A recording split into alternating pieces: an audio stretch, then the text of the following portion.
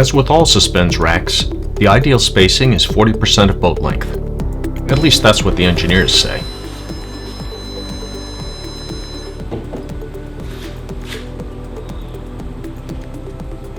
The mounting bracket is a perfect template for marking the hole locations.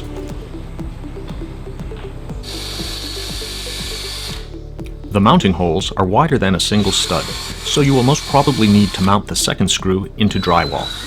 For this, you use a plastic anchor.